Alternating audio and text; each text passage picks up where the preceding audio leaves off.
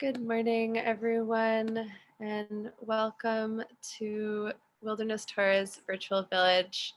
I'm Sarah Elise, Wilderness Tours Operations and Special Projects Coordinator. I'd like to welcome you all. Right now, we are looking to the natural world and asking, what can this time teach us? As part of awakening the earth-based traditions of Judaism, Wilderness Torah creates village life during our immersive land-based festivals such as Passover in the Desert by uplifting and encouraging the individual gifts of the collective community. 4 times a week in this virtual village, you will learn with Wilderness Torah community members who are sharing their gifts, as well as longtime stakeholders in the earth-based Judaism movement. And everyone here is looking like a wonderful, familiar face. If you're new on Facebook Live, welcome. We are committed to keeping Virtual Village accessible and free. If you would like to support Wilderness Torah in this effort, we welcome any and all donations, big or small, as we endeavor to provide Jewish wisdom and community building through this hard time. If you are new to Wilderness Torah or would like to find out more about what we do and how to get involved, my colleague Ben will put the link to our website and donation page in the chat now. This session is being recorded and is live streamed to Facebook. We will be uploading recorded sessions to our website, so check back on our website for those later this week or next week. We're excited to welcome Devorah Bros. She's an urban farmer, folk herbalist, and Jewish life cycle ritualist who directs an environmental stewardship program at the Adat Ariel campus in LA. For 7 years, she served as the founding executive director of Natia Grow, advancing food sovereignty and multi-faith stewardship by converting unused congregational lands into food gardens to feed houseless people and build intersectional bridges. We're excited to welcome Devorah with us today, and we'll turn it over to you. Thank you. Thank you. I'm so grateful to join the Wilderness Torah community. And I'll just place myself in this moment in time as we're wrapping up the last quarter of the Sivan moon, and things look very, very different in this country than they did just as we started Sivan just a month ago, and very different just as we received our Torah and celebrated our harvest holiday. Feels like the entire world looks different at this time. So I want to honor that, and I want to share that I am locating myself as an urban homesteader, as someone that is sitting on the lands of the Tangva and the Chumash peoples. And I want to take this moment of time to ask us to say thank you to the Black and Brown people who are in the streets right now, the warriors, the magicians, and everybody in between, the allies that are bold and wise, the steadfast folks that are just showing up even when it is most difficult to do so. I want to just thank also the farm workers that are out there in sun-soaked fields, doing what they have to do. I want to thank the parents and all of the educators and the healers and the clergy and the artists. I want to thank the nappers. I want to thank all of those that are reminding us to take care of ourselves as we try to figure out how to rein in this new world. So I'm a participant and I'm a student in the anti-racism movements, and I'm a frontline ally and community organizer that's in very deep solidarity with Black and Brown led movements for nonviolent structural change. I've been working for land rights for 15 years in Israel and Palestine, and now for about 10 years in Los Angeles. Before I made Aliyah to the land of Israel, I never really felt connected to the idea of land as medicine. And everything that I learned helped me locate and connect to really very much who I am today in the world, as a mom of 2 children and as someone who wears my heart very much in the work that I do, that my hands and my heart are inextricably woven into what I believe in the world. What I have to say is that I learned everything I learned from indigenous Bedouin and from Palestinians and from Israelis that are living really, really close to the land. I learned how to connect with something which is much, much greater than my need to conquer or control it. I learned to humble myself in front of the forces of the land.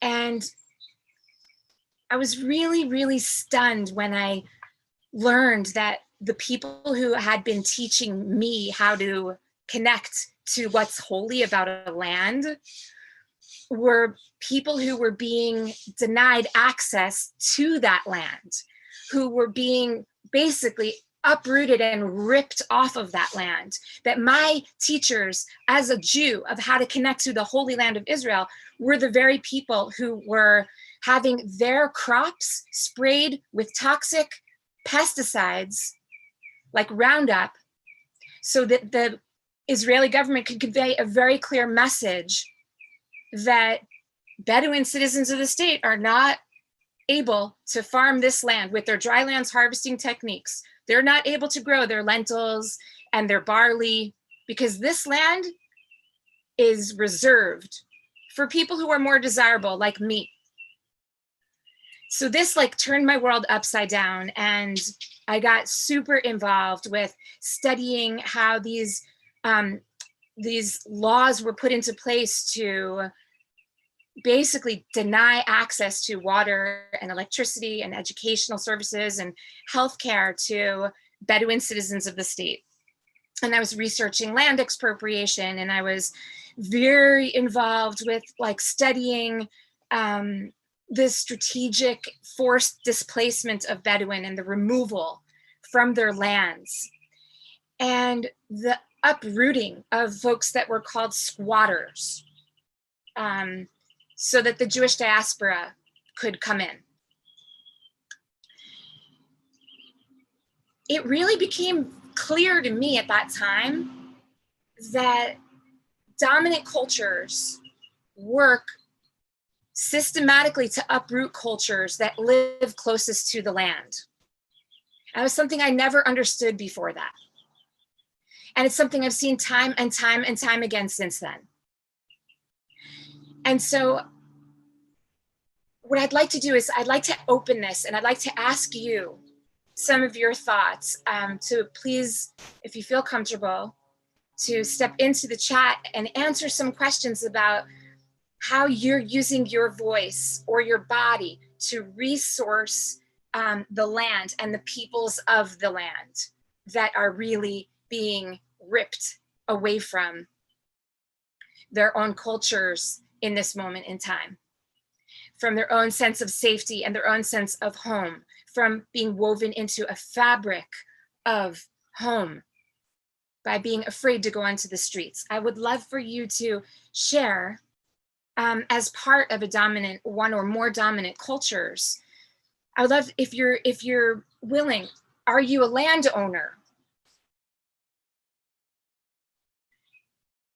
Are you conscious of the privileges of land ownership, and are you willing to think about alternative structures that might help support other folks to become landowners, or to flatten the curve and become more aware of the impact of zoning policies and the reluctance to provide loans and grants to people that don't look like I do as a landowner?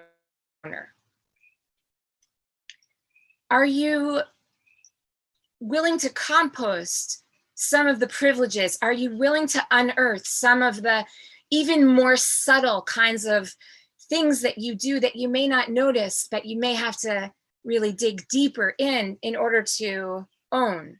Those things like microaggressions, they're more difficult to see. Those things where you're seated as a dominant or superior person in a room and you don't outstretch your arm to try to give voice to someone who is a little bit more marginalized than you.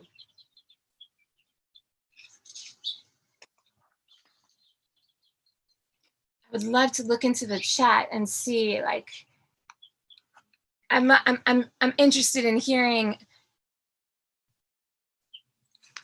giving to the Shumai land tax here in Oakland and sharing seeds and plants as reparations, giving reparations. I don't have land, but I'm part of an Oakland facing a massive lack of housing. That's a really beautiful sharing. I think, decomposing some of our privileges that feed and fuel is really tricky. It's really challenging stuff. As landowners, are you sharing what you have? Are you giving of the land? Like are you working to challenge the model of ownership that, like, just because there are trees on this land that are producing hundreds and hundreds of pounds of fruit, does that mean that's all mine to own and to sell? Or is it on me to steward that and to share it and tithe it, 10% of it at the very, very least, to people who are food insecure in the community? It's not about me being generous. It's like, that's what our Torah asks of us, right? So Zell, as a landowner, we're opening our home to a few people of color that are seeking refuge from Oakland right now. Like, there it is. So that's an incredibly powerful offering. Using what you've got, using the privileges that we have to make a difference in this time is all about this kind of fermentation for me. And so today's focus is on decomposition, and I want to talk about it in the context of being an ancient practice. That fermentation of our thoughts, as I'm using it as a metaphor right now, is really something that has been happening for thousands of years from every culture that's been practicing this kind of metabolic exchange of chemicals and organic substrates. And when we work with processes that don't require oxygen, which is like the processes that I'm going to speak to today, we're that much more reliant on enzymes and microbes that are full of medicine and immune building technology to help boost our systems, to help boost not just our minds and bodies, but to help boost our spiritual presence and our ability to show up on the streets and continue to do the tikkun work that is so vitally needed today. So fermentation as a kind of bubbling anaerobic process is also what's happening when we become empowered to ask hard questions about how we can support historically disinvested communities and in their pull to access land and community sovereignty and public safety. The ferment is also about learning how to breathe in anaerobic conditions and how to heal trauma and how to rebuild and sow justice into the land. So we're never going back to what was. There is no way anybody can go back to what was. And yet we're not quite sure what is. And so this fermentation process, this like in-between stage, is a very fertile place for us to kind of imagine that there's a communal sacred composting pile where we can decompose systems of domination that have no utility any longer. Does that make sense? So I'd like to ask you to close your eyes, and we'll just take a moment here where I'd like to ask you to feel into your breath and to feel your breath rising up from the earth beneath you as you ground right now. And as you pull that breath throughout your whole body and just imagine it filling up every part of you. And release. We're going to do that one more time. I'd like to ask you to pull breath in and sit with that breath for 6 whole seconds. Then we'll pause for one holy Sabbath of a moment before we release. Together, let's inhale.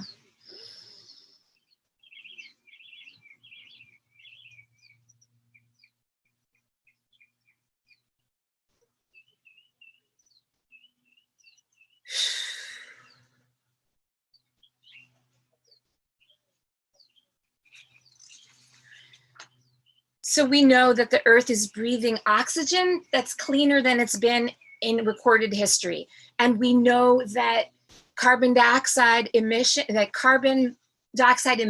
have been reduced by 17%. That it's just astounding what happens when we slow. And we know that breath comes from plants and trees all around us. And we also know that by breathing, we're feeding the plants and the trees and being fed.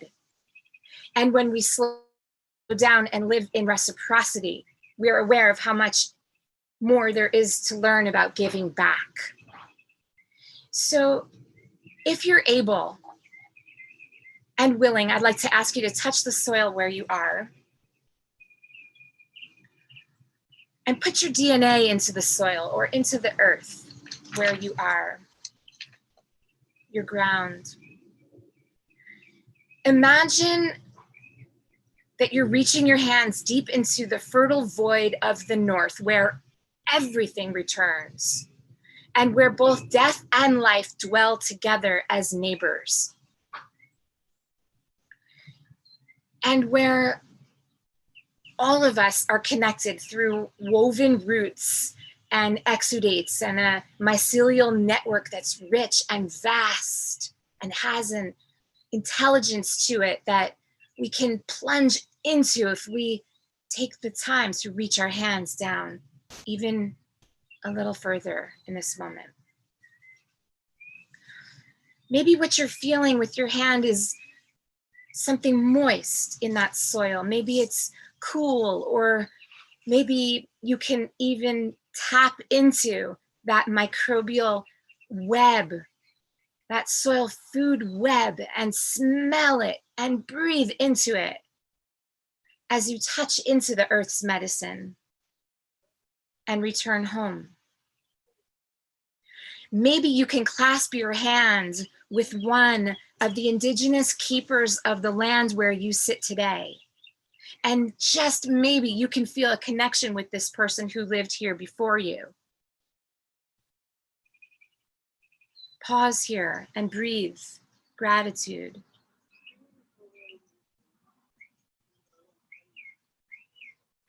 There's also a lot of blood in that soil underneath your hand and mine.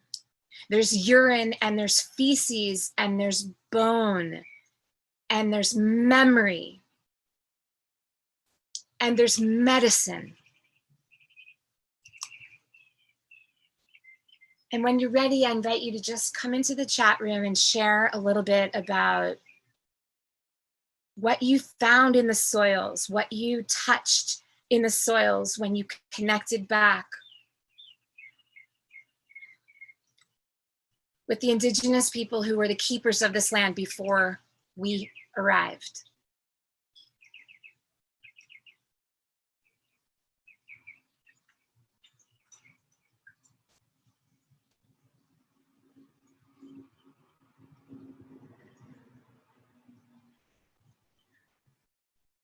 You know,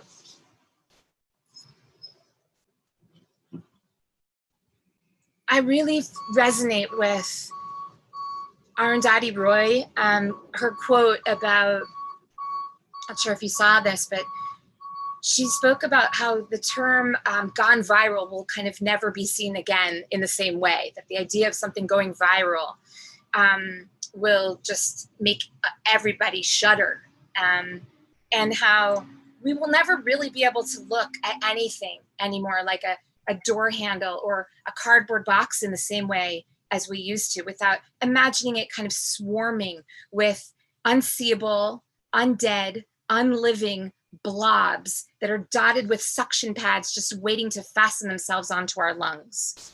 And she's referring to COVID-19. And so I want to kind of shift and speak to how the idea of working with breath and what happens when there is no breath in fermentation is what happens also with the two pandemics and how they're woven together. That some in our society are being choked of breath, and some in our society are being incapacitated in their lungs and don't have access to breath because of this illness of COVID, this pandemic. So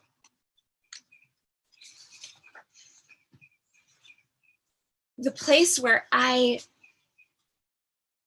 learn my most fertile lessons, and the place where I can honor Black and brown lives, and the place where I learn the most about how to be a mom in the world and how to show up as a friend and as a sister is by composting. And so I'm gonna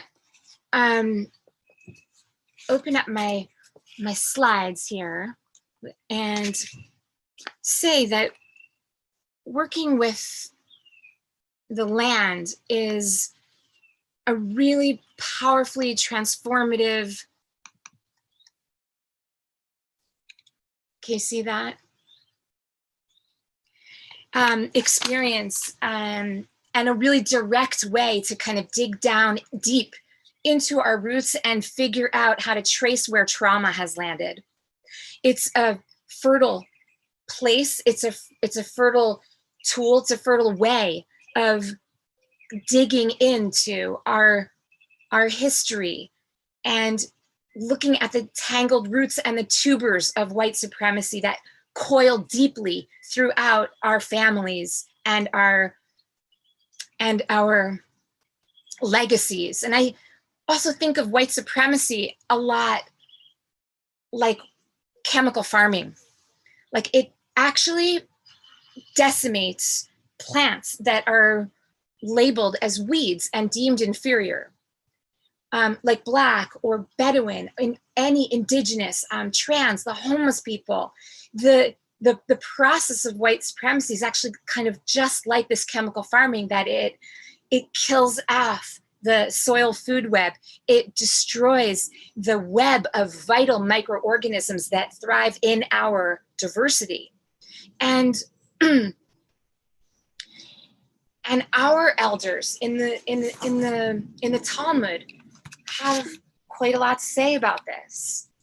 So I'd love to have you look at the screen and read about Bal Tashchit. I wrote my master's thesis about this paragraph because it so completely speaks to what matters most in our tradition, the Etz Chaim, this tree of life. Like, the wisdom that I glean from it comes from this place where we learn about how vital it is not to waste even a single fruit tree, even in wartime. And I did my writings about 800,000 Palestinian fruit trees that have been uprooted. And I've since spent my life looking at ways in which the work that we do that's intersectional, that bridges from a deeply rooted Jewish community out into the world, is the medicine of Bal Tashchit. I also really love this quote, for this is the way of the pious. They who love peace are happy when they can do good to others and with others, I would say, and bring them close to Torah, and will not cause even a grain of mustard to be lost from the world. I really love that. So I brought a grain of mustard. And the context of this presentation is really just it's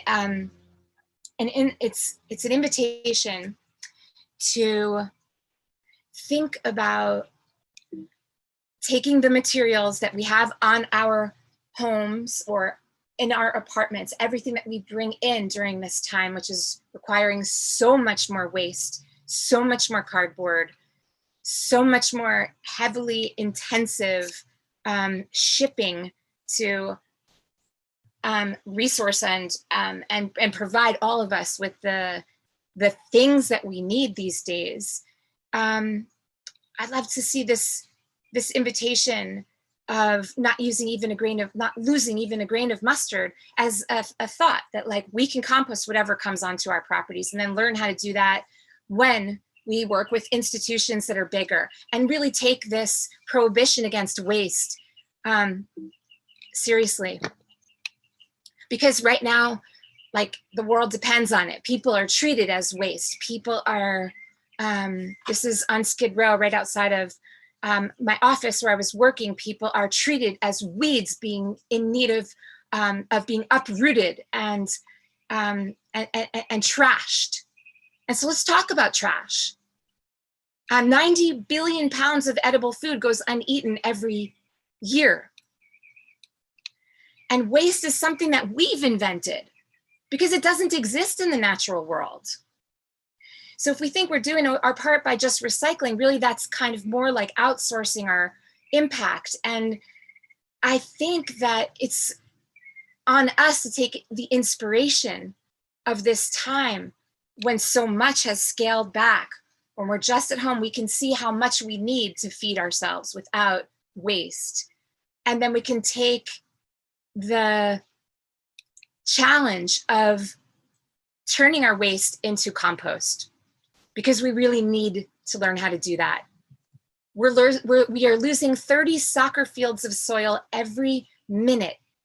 Most of this is due to intensive farming, says Volkart Engelsman of the International Federation of Organic Ag Movements.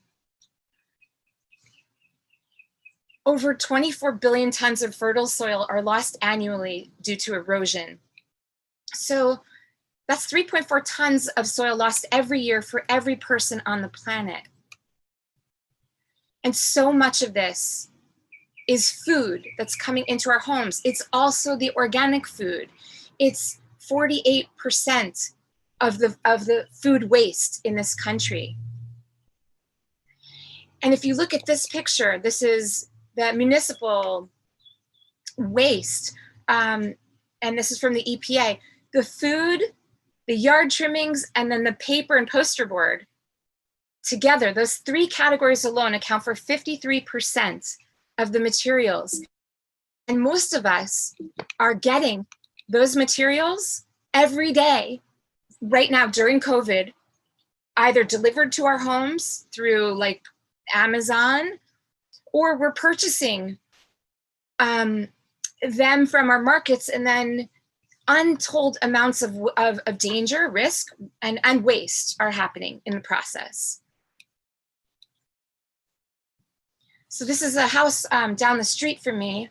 There's just so much cardboard for the average homeowner. And on the right, this is a picture of a garden that we've worked at in Compton, where they're growing a massive amount of food.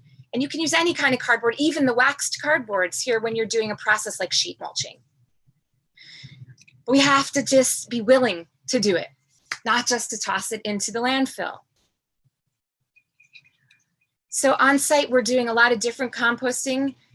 This is a picture of a hugelkultur bed that we built, which is not on site, to process waste and add soil fertility. Here's a little quick visit with our dear friends, the red wigglers. They're so hungry and ready and waiting to be fed. So look what And I want to talk briefly about bokashi now, because as I said earlier, I'm looking at like the connection between my ritual connection to composting and working with anaerobes right now, and working with what happens when people are screaming in the streets, I can't breathe. And how to alchemize that into something which can also serve as medicine in this land at this time. So I really love A.D. Gordon's quote, "We must enhance the light and not fight the darkness." And I think that so clearly can apply to taking inspiration by composting. The process of adding pre-composted bokashi into your garden when you're growing food or growing herbal medicine or basically growing just about anything.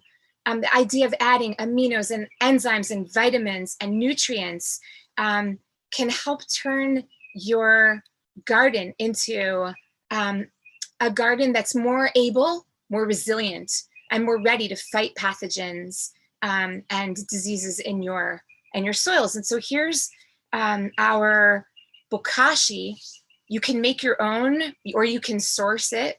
There's organic bokashi available, of course, in these times. You can make your own. This is coffee chaff, and it's fermented with a recipe that I've put up here for you, which serves as an inoculant. You can work with wheat bran, or you can work with anything that you have that's a good organic substrate. And you can add the effective microorganisms and then also something super sweet like organic molasses with water. You can let this bokashi bran sit and ferment for 2 weeks, 3 weeks if you choose, and then it will be ready for you to sprinkle as a dust, as a powder, to your food scraps. And you can compost anything, including meat and dairy, in like a 5-gallon bucket. And I was going to do a demo for you today, but the internet's a little bit unstable here, so we're going to save that for another time. But you can basically work with a 5-gallon bucket and put some holes on the bottom to collect the leachate. You want to separate the leachate from your food scraps, and put a base of this bokashi bran at the base of the bucket, and then just dump your food scraps in, and then dump more of your bokashi, and then the food scraps, kind of like you're layering your browns and your greens for any other outdoor hot or cold composting method. And I find this really compelling to work with bokashi right now, as I shared. It's quick, and so it's a lot of kind of medicine when I'm spending a lot more time outside on the land right now, because I don't have to be stuck on the 405, in traffic, jetting back and forth. So I'm on the land a lot more. So I need more compost, and so does the soil. So for me, composting is it's a ritual, and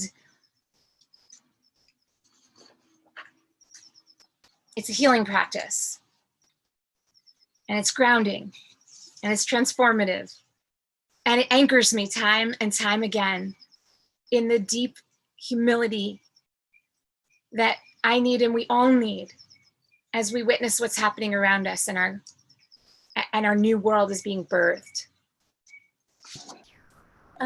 Deb, there are a couple of questions in the chat that seem to be about the specific slides, about why molasses, and is it temperature dependent, if you wanted to check in on those. That's perfect. I'm having trouble seeing the slides. So I'll say that it is not temperature dependent.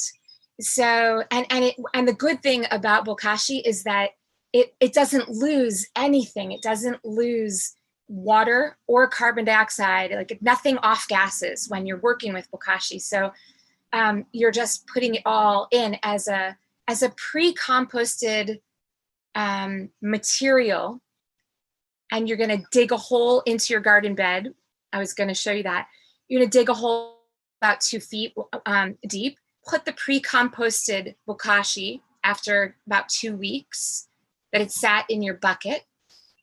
Anaerobically, it's closed off. The lid is on it, sealing it from all oxygen.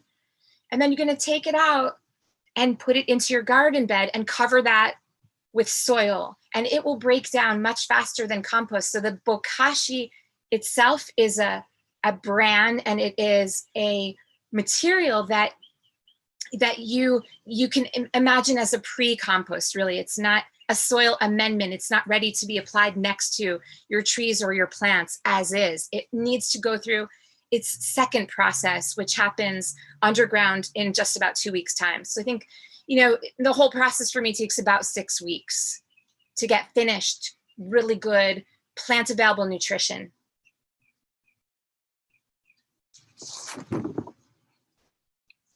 Does that touch the questions? Because I'm having trouble seeing them right now. Okay. So like, the reason why I'm sharing some of this is because I've done a lot of work over the past 25 years that is intersectional, and I find it to be a very valuable tool when working as a bridge between different communities, between folks from different faith traditions, between folks that have different privileges and such, and so and different realities in today's world. And so it's, for me, it's ritual, it's sacred, it's a way of kind of celebrating transformation. And I am really committed to seeing it as a way of kind of unearthing injustice so that we can look at it and understand it more. So I went to the National Lynching Memorial in Montgomery with Ikar in November. We got to meet with Brian Stevenson. And this is a site where soils have been collected from some of the 4,400 lynching victims around the country, and each jar is named and labeled. And I brought some of my compost to this site and just put it there. And I was thinking about the power to like imagine what happens if we're each bringing like diverse microorganisms to places where we can help heal these soils. The place where I've spent a lot of time is where I was down on Skid Row. There's an immense amount of police activity around sweeping or sanitation activities, which are designed to uproot the houseless tent by tent. They are seen as unsightly.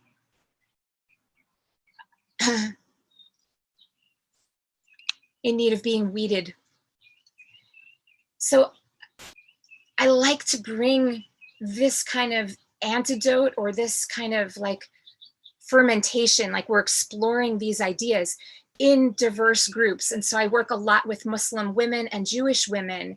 And here we were taking a class where we were learning together how to cook food that we harvested from the gardens, and then how to compost all of the food scraps together and do that in prayer space.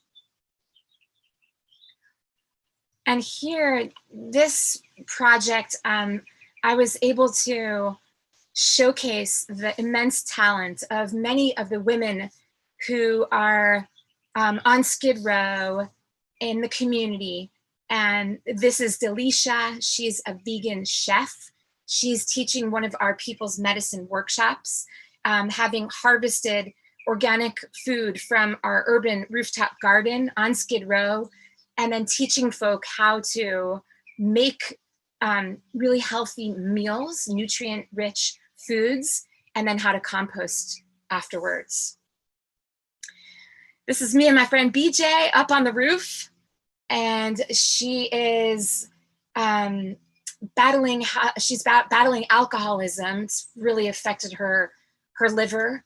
She still like has her sense of humor though. She likes to come up and just chill on the roof. She also likes to make fun of me for preaching my diehard passions for composting. And here we're at the Lincoln Memorial Church, composting as ritual. Each person going around and sharing what we want to release, what own kinds of internalized depression or anything else needs to be composted and transformed. I experience composting as a way of fueling personal transformation for prayer and for collective liberation. And there's just so much to do. Like, we have so much to do. There's so much work ahead of us. I've led some multi-faith soil rituals when we've been at Pando in Utah, the largest aspen clone and the most massive single living thing known on Earth. There are 47,000 trees that are all connected by one clone.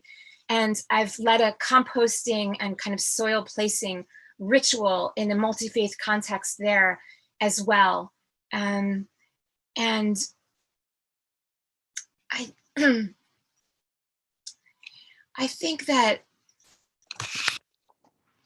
I'm gonna open up the chat and see. So it seems like many of the questions are kind of back where we were about Bokashi. Have they been addressed, or should I, let's see, maybe tackle them before we do a little closing section, a little meditation that'll take us out.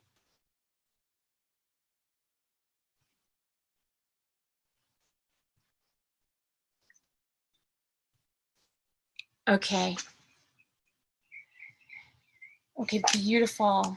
Talls, so good to have you here. If anyone has any questions and they're not able to type into the chat, you can unmute yourself now to just ask the question as well.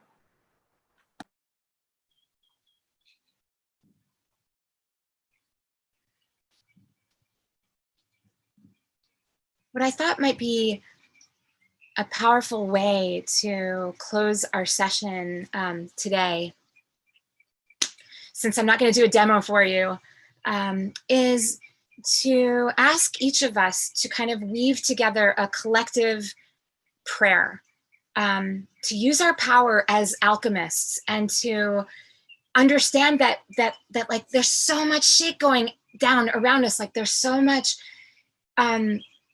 that's really hard to grapple with, but we really know how to turn our waste into garden gold. We know how to do it.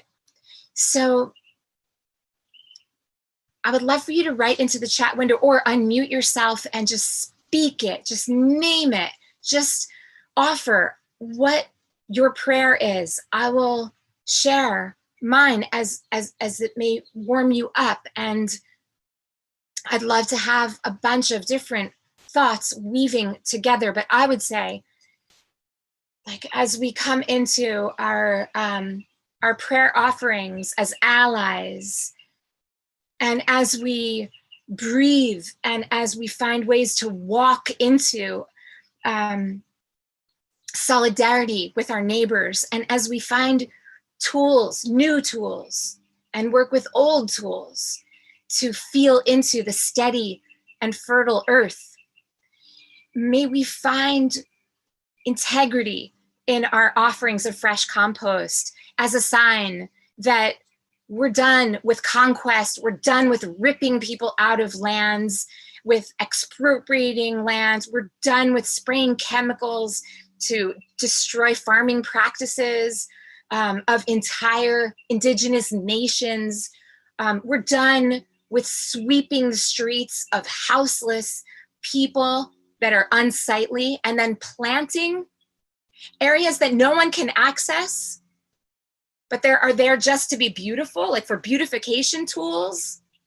We're done with subscribing to like the greening, the manipulative ways that greening is practiced when Palestinian olive trees are uprooted and planted inside Israel to change history and shift the understanding of what has happened on land. We're done as Greens, we're done doing that. Not on our watch. And so I would say, like, the compost can help us transform it so that, like A.D. Gordon says, we can enhance the light. I would say, please share something that you want to add into this and speak it. May we remember that there is no such thing as waste. Like, we've created it. There's no such thing as waste in nature.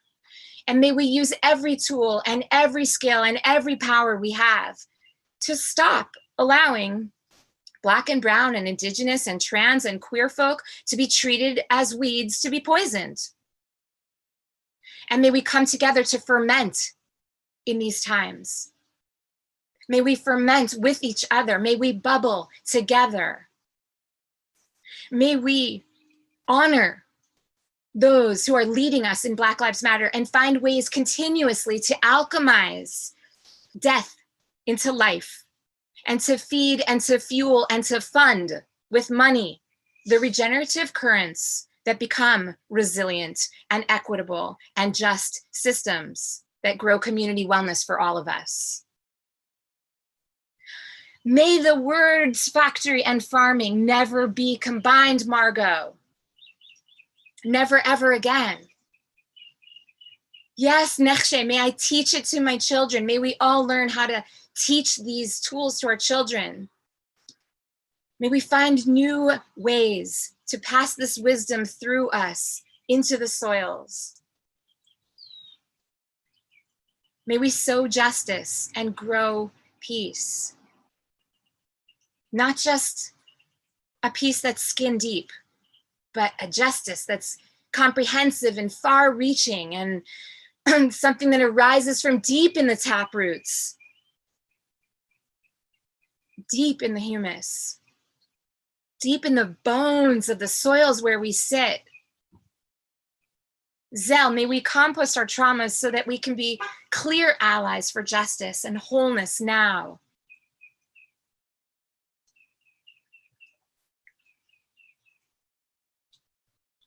May we own our roles.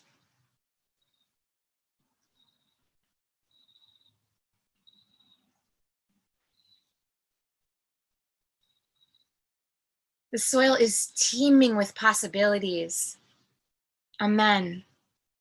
May we be more present, Neche. May we be more aware of how to take care of our own and how in doing so, we're also taking care of others around us. May we all find, Sarah Elise, where the food is grown in our neighborhoods by the Black, the Indigenous, and the people of color in our communities. And may we eat together. May we eat healthy foods together. May we learn how to grow and decompose that food together afterwards.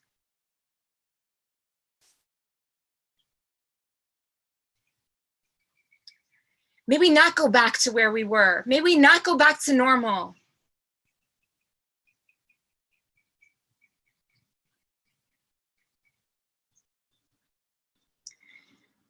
May this uprising help us figure out how to root down deep into these rich soils and then rise up with our hands outstretched to help people around us connect more deeply with the medicine of the land in these times. Amen. Can we take it home with a nigun?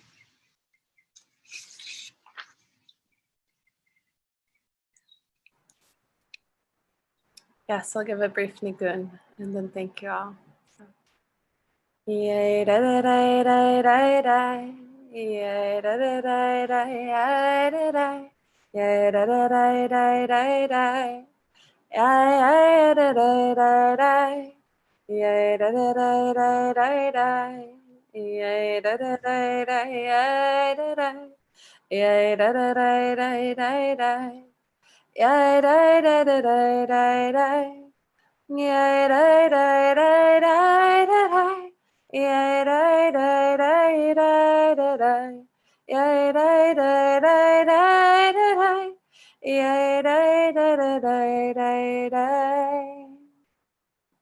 Thank you so much for that was incredible. I want to go stick my hands in some soil now. My name is Sarah Elise. For those of you who don't know me, I'm from the Wilderness Torah team. Thank you for showing up today, all of you. We're so grateful to be in virtual community with you. If you are enjoying our virtual village, next week we have some really wonderful offerings as well. Monday, we have Genealogy, Knowing Your Story of Belonging with Daniel Berchenko. Wednesday, the Torah of Summer with Rabbi Diane Elliott. Thursday, we'll be learning again with Wilderness Torah's Rabbi Zelig Golden. Friday, we have Music as Meditation, Near Eastern Practices with Eliyahu Sills. And please join us next Friday night for Kabbalat Shabbat with Urban Adama. You can check out our website, newsletter, Facebook, or Instagram for more updates and details.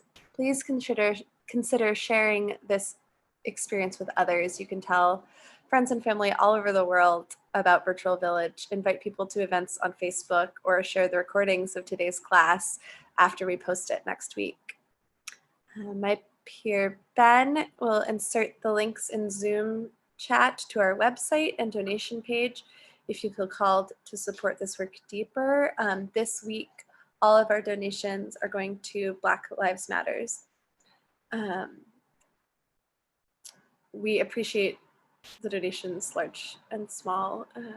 If you can fill out our survey and let us know how we can support you more in connecting with Wilderness Torah, please do so.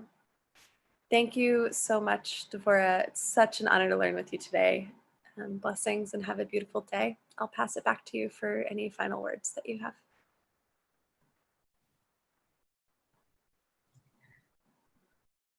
I'm unmuted. I want to end with Tolly Weinberg's words because she's such a wordsmith. And she wrote, "May we understand that the act of decomposition, the decaying and the crumbling in itself, is an expression of life.